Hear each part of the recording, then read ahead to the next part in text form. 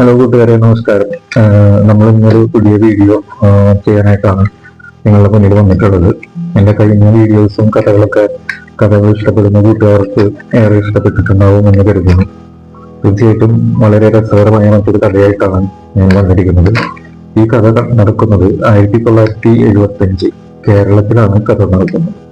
അതായത് ഒരു വിദേശ വനിത കേരളം സന്ദർശിക്കാനായിട്ട് വന്നു.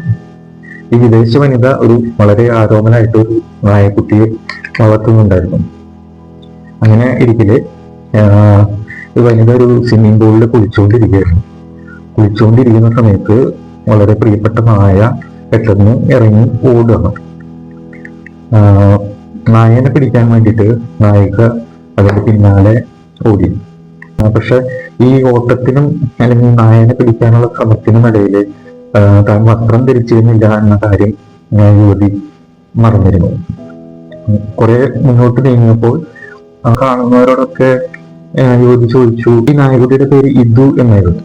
അപ്പോ കുറേശ്ശെ മലയാളം അറിയാവുന്ന ആളാണ്.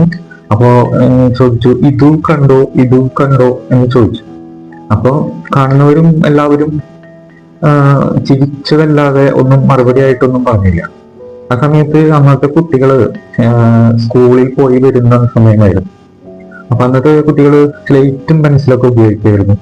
നമ്മൾ ഈ സ്ലേറ്റിന്റെ എഴുതുന്ന ഭാഗം പൊട്ടിപ്പോകുന്ന രീതിയിലുള്ള ഒരു കല്ലുകൊണ്ട് നിർമ്മിച്ചതായിരുന്നു.